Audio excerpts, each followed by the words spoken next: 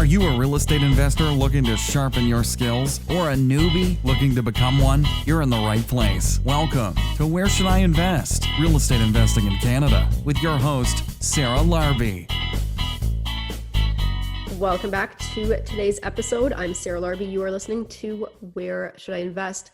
Today's guest is Karlyn Eacrett, who is a realtor, flipper, and a real estate investor. And we talk about completing high-end flips, how to acquire them, how to plan the renovations, what renovations to do, and everything that we need to know about flipping in expensive areas. Karlyn is a realtor and also an investor, and she really focuses on Burlington, Oakville, Hamilton, and we talk a lot about the expensive markets and how you can still make money in them. You just have to be strategically think strategically different than a regular area, because those markets probably will not cash flow, if anything. So definitely there's different strategies for those high-end markets. So I hope you guys enjoy this podcast. If you haven't left a rating or review yet, please do so. That is awesome. Then that way more people can find the podcast. I would really appreciate it. And otherwise, let's bring in Karlyn. Karlyn, welcome to the show. How are you? I'm good. How are you, Sarah? Good. I'm excited to have you on. Now, for those that may not have met you or heard of you before, 30,000-foot view of what it is that you do, if you don't mind sharing with us. So I'm a real estate agent. I work for Keller Williams. I work primarily Burlington, Oakville, Hamilton. I've been doing it now for 6 years, and I absolutely love it. It's a lot of fun. It's the best job that I could ever ask for. So yeah, that's it pretty much. Very cool. So I wanted to bring you on specifically because you're focusing on the luxury markets or the higher end markets, right? So a lot of the time we have guests on that are investors that are looking at doing the BRRRR strategy or something in terms of, renovating and renting it out. But I wanted to specifically bring you on to talk about other opportunities, right? And that would be looking at higher end homes and potentially flipping those higher end homes and some of the differences that come with that versus the typical BRRRR strategy that a lot of people hear me speak of. And you have a lot of experience working with that. And you're in Oakville, you're in Burlington. I mean, these are markets that are likely over $1 million. What are some of the things that you can share with us when it comes to if somebody wanted to buy an Oakville house or a Burlington house and make profit off of that? What would be a good strategy? I think looking at the BRRRR strategy versus a straight flip of a higher end home, there's a lot of things to consider that are definitely different. In terms of, so just to kind of start at the beginning, I think you need to be really aware of the areas that you're choosing and what's going on in those areas, because first of all, to get a higher end home or what could be a higher end home, it's difficult in such a competitive market to keep your price in a range that's going to end up turning you a profit. So you got to look really closely at the areas. Personally, if you're going to do a higher end flip, I prefer an area that's still a little bit older, but is starting to turn over. So that way it's kind of that sweet spot where you're still going to be, appeal to a large base of potential buyers, while still maintaining, a reasonable price for you to get a return on your investment. Typically when I have clients who are looking for homes like that, it's a lot of feet on the ground. You're going out, you're driving, you're walking through the neighborhoods, trying to figure out, you look at a nice street. Okay, where's the worst house on the street? You're looking for the shittiest house on the street a lot of times.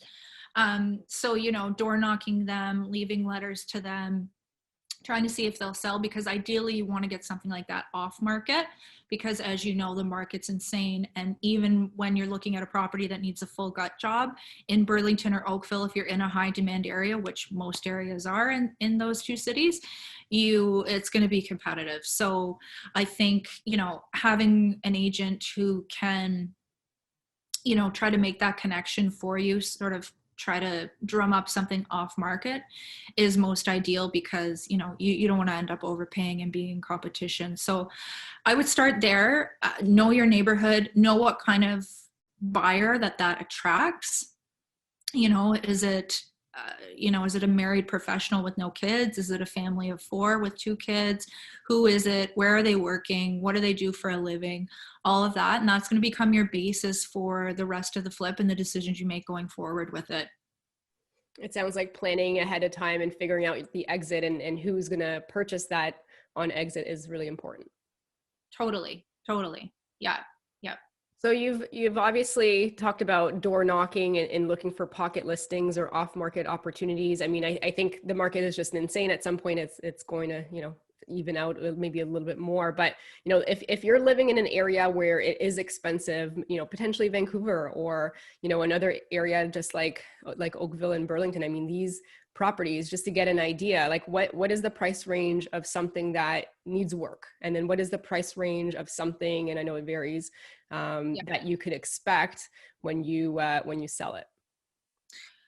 It is going to vary greatly on the area. I mean, even if you're looking at Oakville versus Burlington, Oakville typically is going to be a higher price point, but again, with the higher end flip, it's higher risk, higher reward. So you kind of got to gauge, where do you want to end up ultimately? If we're talking about the final selling price, I think ideally, and again, this depends on who you're looking for. Are you marketing to somebody who wants a fully custom home that's 1.7 million, or a family with a bit more of a reasonable price point? My preference would be to try to target a couple that has 2 children would be the best, and try to keep the price somewhere between 1.3 1.4, where it's still sort of manageable. If that's your end game, to end up around 1.3 1.4 purchase price.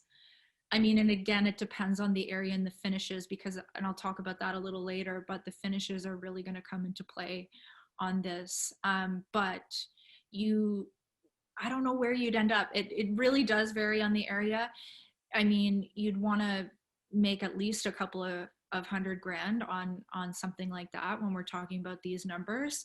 So I mean, yeah, it really does vary on the location and the area and how in demand it is.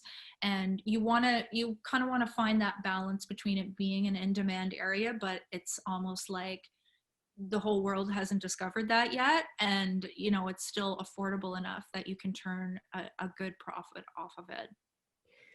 So you're mentioning, the areas before they really skyrocket. So as you're saying this, I mean, I live in Oakville, but I'm thinking you've got, like Southeast Oakville, that's already, developed, and you've got the 2-story mansions essentially going for anywhere between 2 to 5 mil plus potentially, right? And then you've got West, Southwest Oakville, and then you've got pockets. Can you just maybe share some of the things to look for, like if there is, I mean, obviously, asking a real estate agent that is well-versed in that area is important, but, is there some things that as people are driving through these types of neighborhoods that they should look for, a signal that could be that next up and coming opportunity area? I think you want to look for, any signs of the area turning over. And when I say read or turning over, I'm not talking about those big ones, because that's obviously not what you're wanting to do in this scenario. I mean, maybe it is. Maybe that is what you want to do. I guess for me, what I'm talking about is a standard flip. You want to look for an area where there's still some homes that need some updating, that look like they have been, ignored for a while, that are sort of among some other really beautiful homes that have turned over. The one that I did with Rob, actually, we did that in Bronte. I really like Bronte and that west area there. It's got a lot of that. And with the particular house that we did, it was the worst house on a street that had already turned over. So it was really ideal for them. The other thing that made it ideal for them is they had purchased it a few years prior at a really good price. I think they paid $550 for it. Oh, wow. So that positioned them really well. Obviously, that's not going to be the case, if you're trying to buy in this market, but that positioned them really, really well. And we ended up selling for 1.175. And it was a back split. It was, it was like 1,700 square feet. It wasn't huge.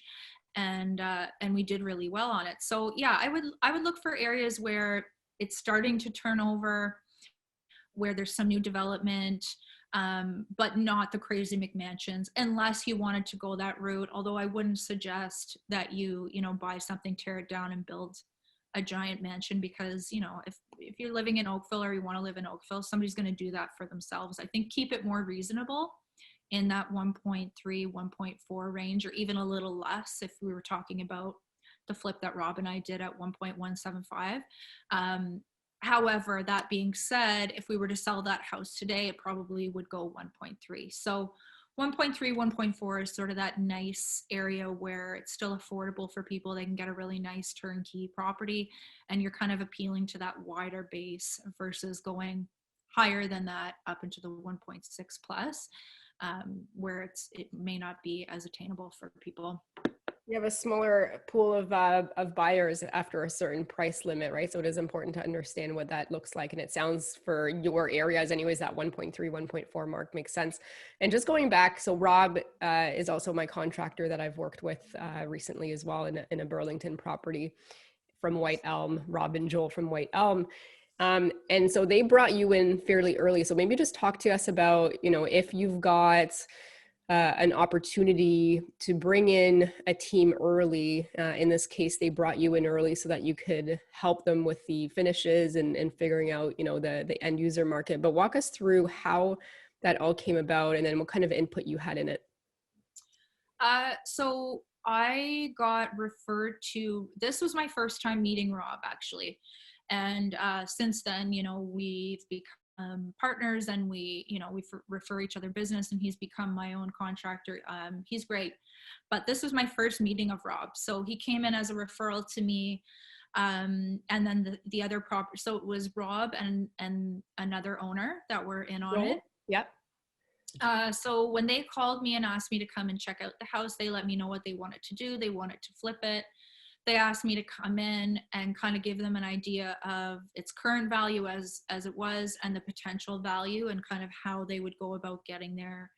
So when I came in, the house was pretty much, it was demoed, down to the studs on the walls. It was, I walked in and I'm thinking, how am I going to possibly value this? There's, it's down to the studs. But we did, and we talked about it, and they let me know, what they were thinking. I let them know what I was thinking in terms of, at that point we weren't really talking about finishes, but more just layout and, what do we update? What do we leave? What's important? What are people in this market looking for? So we started out there. I let them know where I thought it could sell at, and it's ultimately where we did sell. So yeah, they brought me in right when it was down to the studs, and we went from there. I was very involved in the project, which I really liked because they were counting on me, and I knew eventually I was going to be selling it. So I wanted it to be perfect. I wanted it to go well for them, and I wanted them to make some money. So it was a really fun process. It went on for, I think the flip took around 4 or 5 months total. I would stop in, check in on the project. And then as we got closer to the end, it came down to picking finishes. And again, knowing what people in that market are looking for is critical. And as well, and this is a huge part of doing a higher end flip, you need to be really aware of your finishes and how the market is going to perceive them. Because when you're talking about, the BRRRR strategy and you want to rent it out, finishes are not as important. You can get away with cutting some corners, with saving some money, right? When it comes to the higher end and you're into that price point, the buyers expect a certain level of finishes and quality, and we really couldn't skimp too much on that. And I think even near the end, we were coming near the end of the flip, the house was completed. So it was a back split, and it had two basements. So it had the first level, and then you go down and there was kind of that bottom level. And I think we're about a month away from listing, and I realized that we hadn't finished that first level. It was unfinished. So we were about a month away from listing, and I realized a buyer is going to expect that this area is finished, and it's going to increase the value, and it's going to ultimately get us that interest that we want. It's worth it to do the basement. So we looked at that. We looked at the finances of that, how much it would cost to, and we didn't do anything fancy down there. We did the hardwood flooring like we had on the main floor and just cleaned it up, finished it up nice so somebody could use it as, an office, a playroom. They could even do a bedroom if they wanted. So doing that and realizing that at that point was crucial, I think.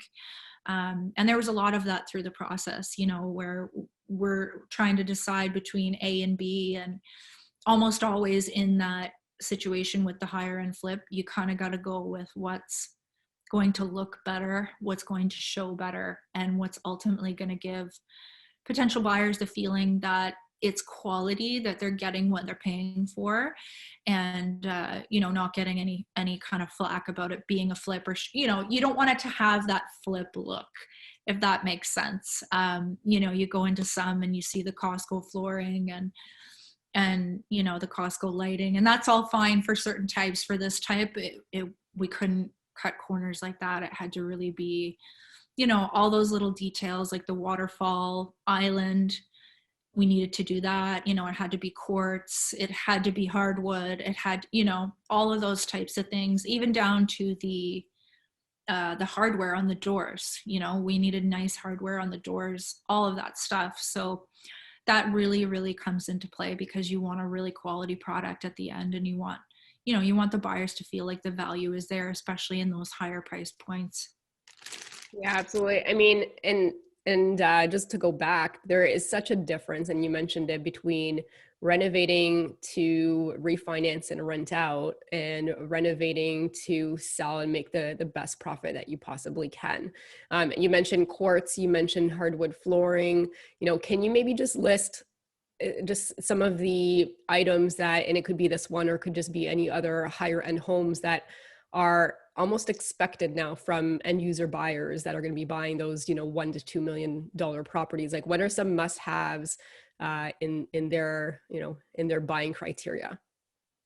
I think must haves in terms of that is, like I mentioned, obviously hardwood flooring, quartz or granite for your countertops, undermount sink, non-IKEA cabinets, and that doesn't mean they need to be custom built. You can still get a decent deal on that, but they can't be IKEA.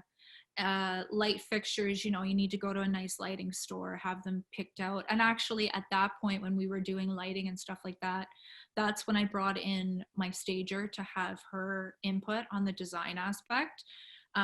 Because ultimately we wanted what was going to be put in there for staging to tie in with all of the finishes that we've chose.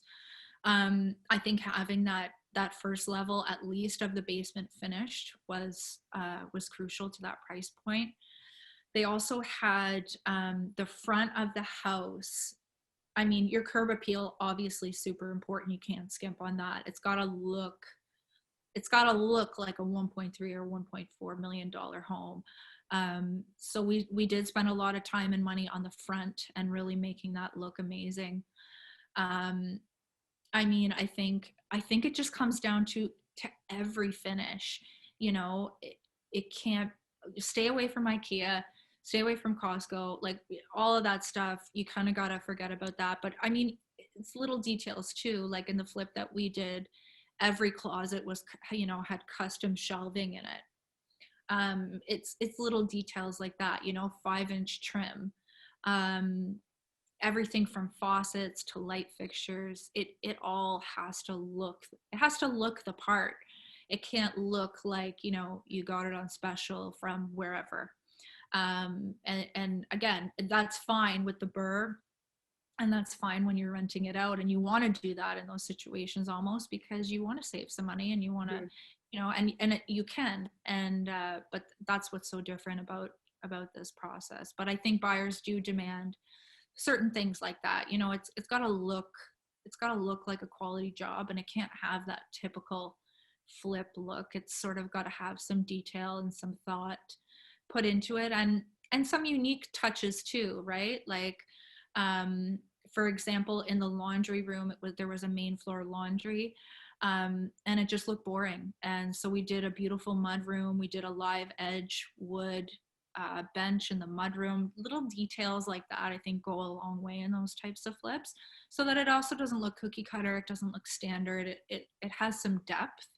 And I think that was really important as well. And I mean, having someone like Rob to source those kind of materials and those kind of finishes is crucial, because, you know, you don't want to be paying a fortune for those things, but it's got to look like you did. Yeah, absolutely. And those little, and you know, when you said you don't want it to look cookie cutter, I mean, that's exactly the, you know, the difference between the burr that we do with the flips or versus the flips, right? I mean, the burr, exactly, it is that IKEA kitchen, it is those Home Depot lights or whatnot. And it's usually just for simplicity, the same thing over and over and over and over, because you know, it's probably the most efficient on price, and it works for the maximum ARV. So it's a whole different project. Now you're mentioning, you know, hardwood floors. Are bamboo floors just as, you know, exciting for these buyers, or is it really just the hardwood floors? I don't know that bamboo would be as exciting. I think buyers still prefer, in that price range, still go for the hardwood. I mean, hardwood's a classic. You could also go, you know, engineered. And actually, it's kind of funny because we're talking about this, but I think this is sort of the important thing to note. The flooring that we ended up putting in Yale, Yale was the street that we did the flip on.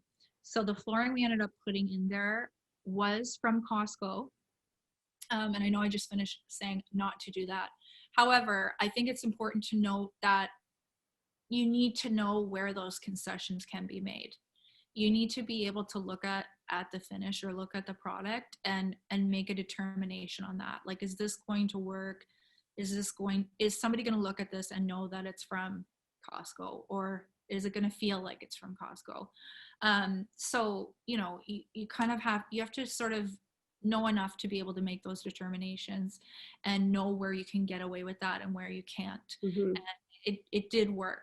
It worked really well for us. It was a beautiful product and it looked amazing, but yeah, I think it's just ultimately knowing your market.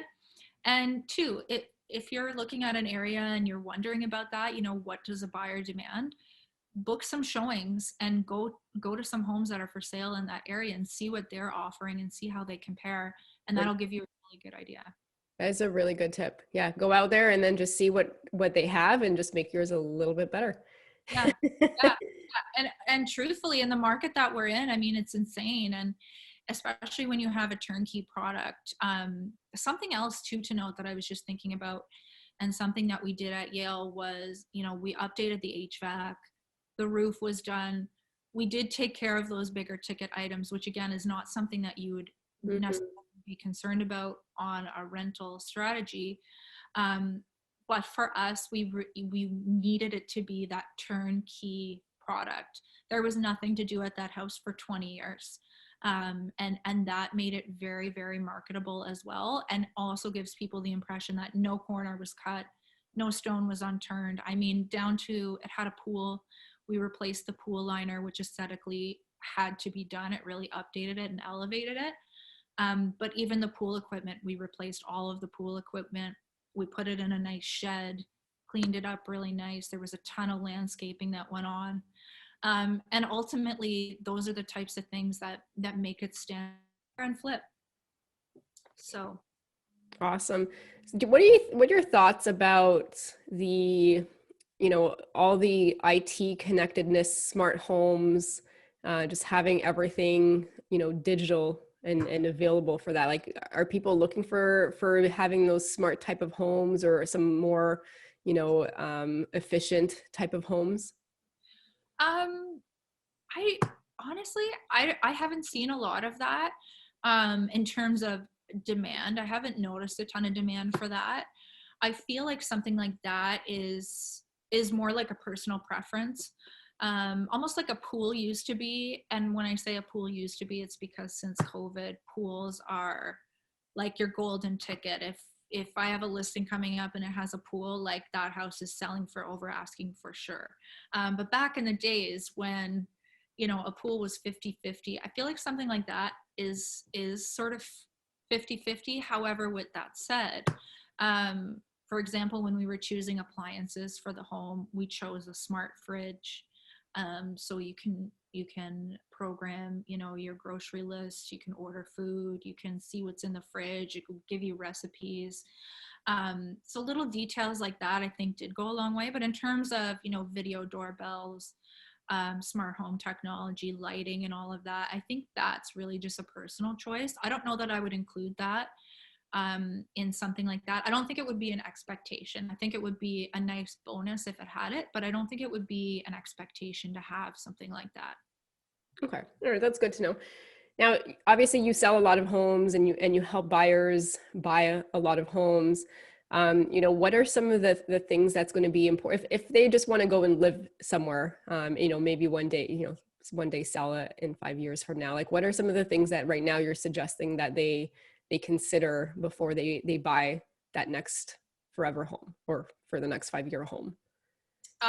So you mean if they're buying, if they're just buying for themselves, like just, as some, let's just say somebody wants to move and they want to buy a house in, one of those higher, more expensive markets, are there things that they should be aware of? Because obviously, it's a different thing versus being an investor. But like, for example, is if they want to make sure that even though it's not their investment property, that they're still buying a good property. Like, are there some big ticket items to look for? Are there some locations that you want to ensure that you avoid, for example, or things like that you can share? I think for Burlington and Oakville, in terms of location, you're fairly safe.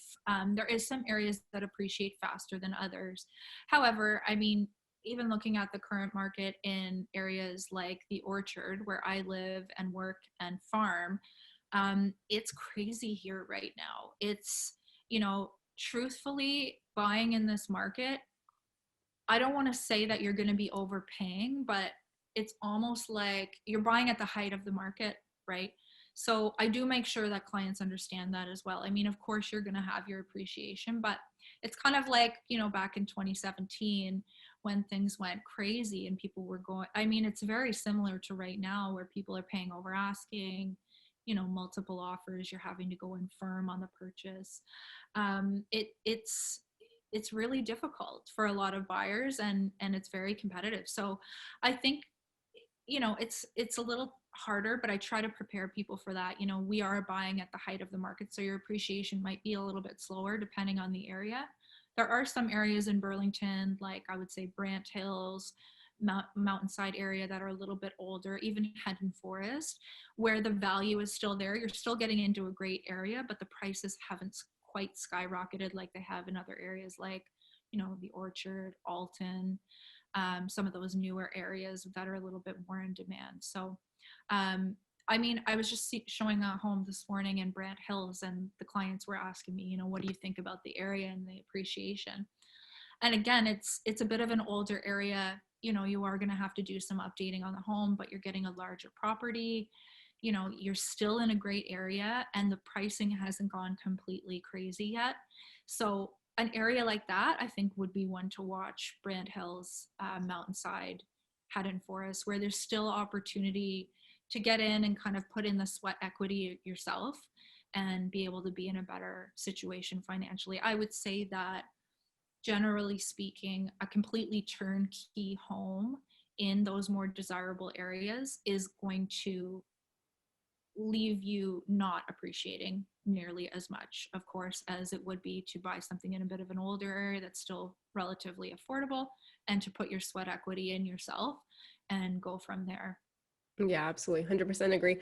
What about, like nanny suites or, a secondary unit in the basement to help with mortgages? Like, is there a demand from the end user buyer, potentially wanting to buy a house and, they can't fully afford the mortgage, so they're looking for something with that opportunity? Is that something that you're seeing more of, or is that not a thing in your markets right now? Not a thing in my market, no. I do have a couple of clients who would prefer to have an in-law suite for a family member. But I think generally speaking, in the price points that we're looking at Burlington, Oakville, people don't need the second suite. And I actually just had this conversation with a client that I mentioned earlier that I'm working with now, who's in the middle of her high-end flip. And I just got brought in, and she's sort of in a bit of a mess, trying to help her sort it through it. And I think we're going to be okay.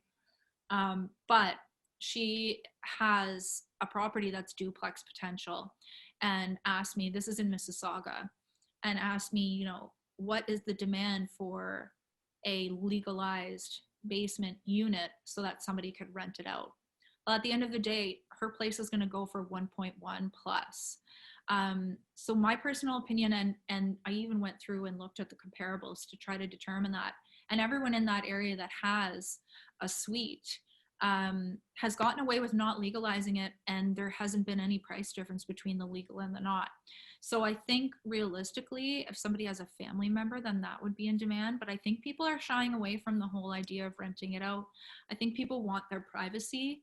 And I think it's just unnecessary in that price point. You know what I mean? But I mean, that being said, it's never a bad thing to have a suite. And I am noticing now a huge shift since COVID in what people are valuing in their homes. Like I had touched on the pool prior to COVID. A pool, people either loved it or they wanted to fill it. So, if you were showing a house with a pool, you're like, will my clients like it or will they hate it? Now, because of COVID and the need to be more outside, and with lockdowns potentially looming, that's become really important to people. Another thing that's become really, really important to buyers is home office space. So a place where they can comfortably work from home, that's huge right now. The size of the lot is becoming a big, how much backyard space do we have? How much of it is usable? So it's interesting to see that shift in the market and what people are finding value in.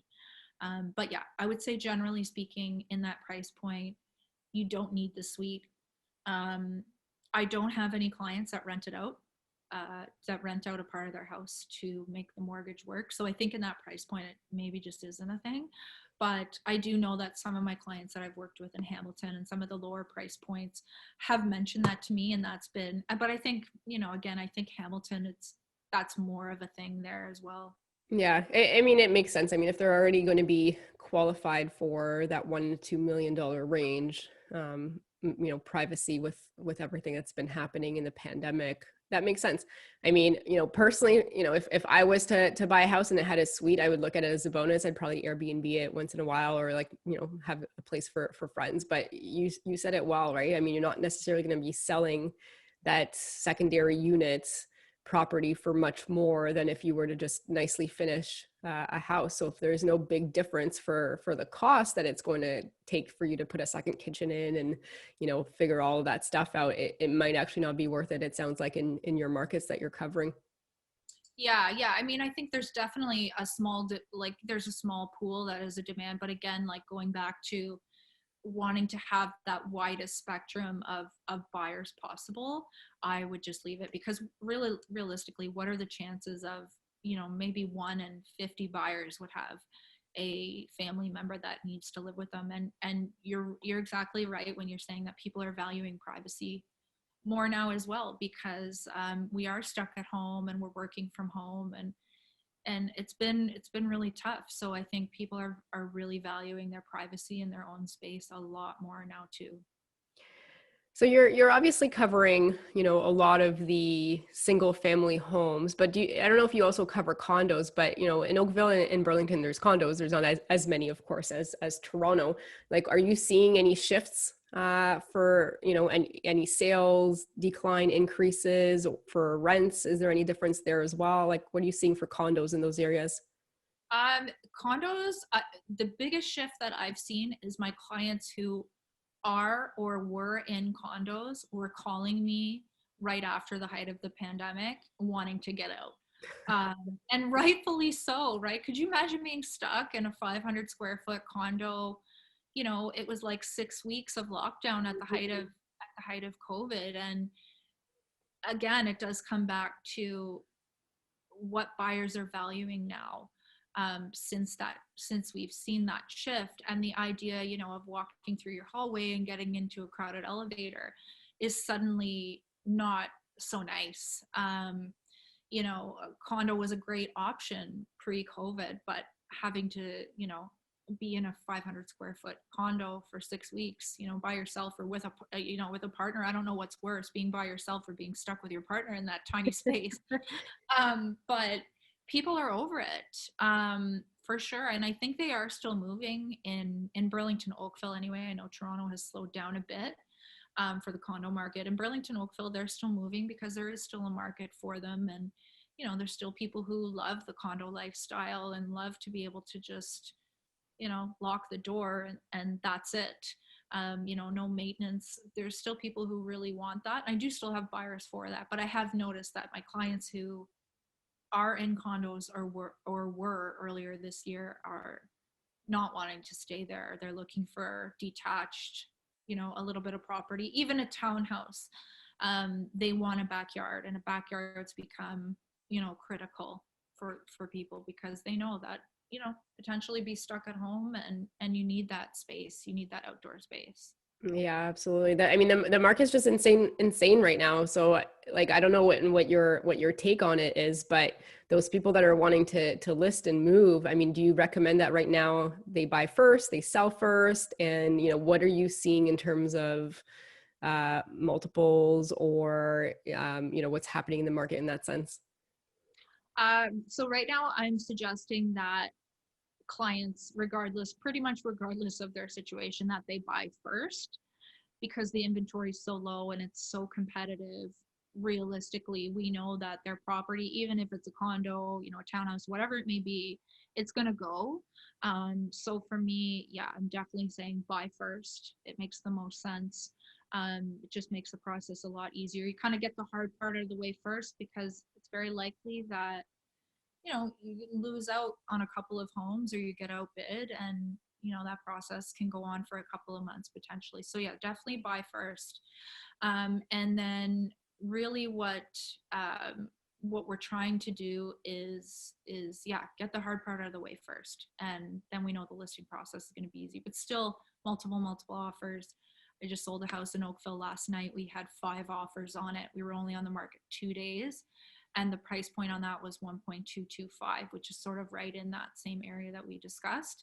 So those properties, even at 1.2, 1.3 are still moving really, really well.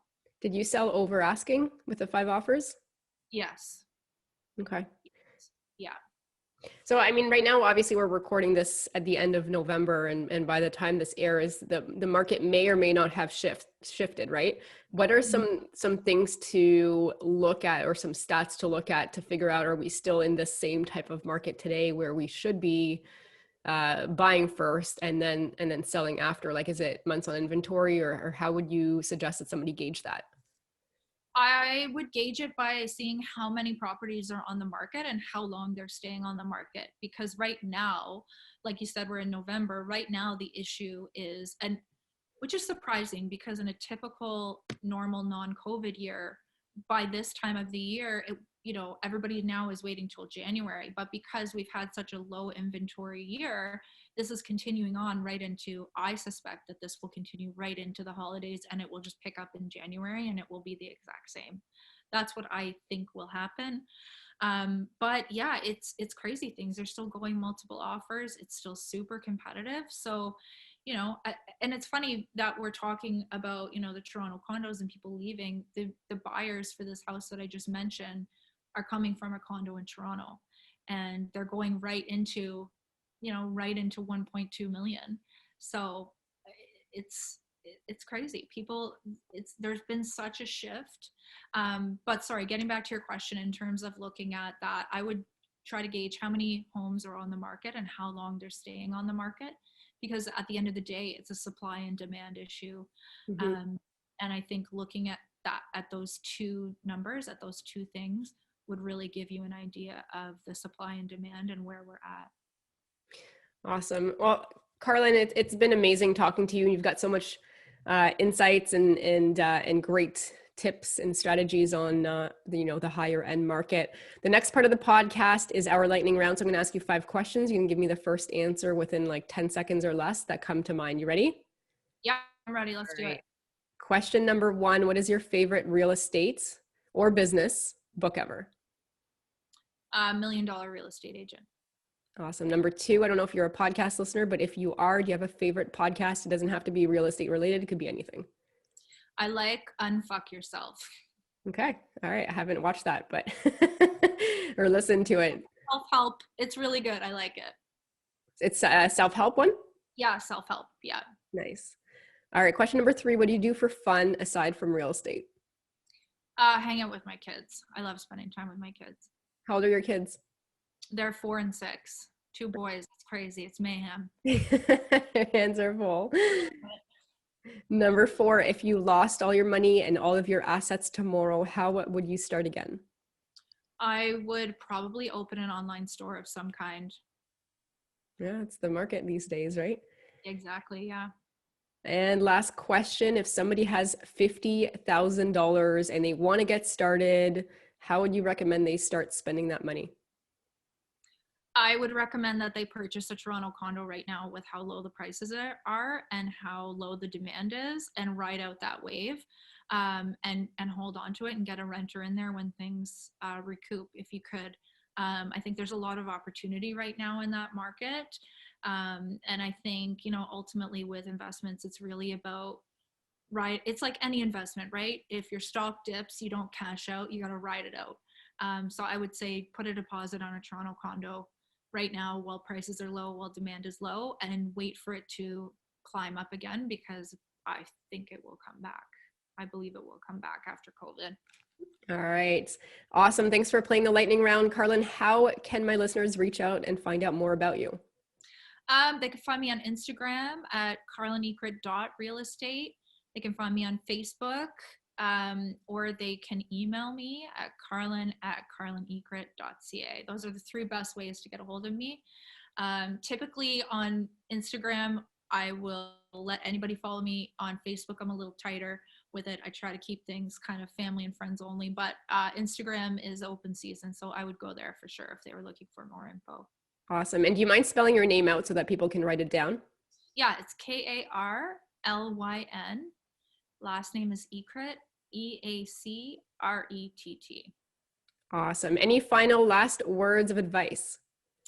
Last words of advice. I would say have somebody who's knowledgeable, set up your team well. Whether you're doing BRRRR, I'm sure you'll agree, regardless of your investment strategy, you need a solid team. You need people you can rely on, and get someone who'll be excited about the project and who will, go through it with you and help you make good decisions. And ultimately it's going to mean more money in your pocket. So get a good team, get a good agent, and go for it. Awesome. That's great advice. Thank you, Karlyn, for being on the show. Awesome. Thanks so much, Sarah. It was great talking to you. Thanks so much for listening to Where Should I Invest with your host, Sarah Larby. Make sure to listen in next time. We'll catch you on the next episode of Where Should I Invest?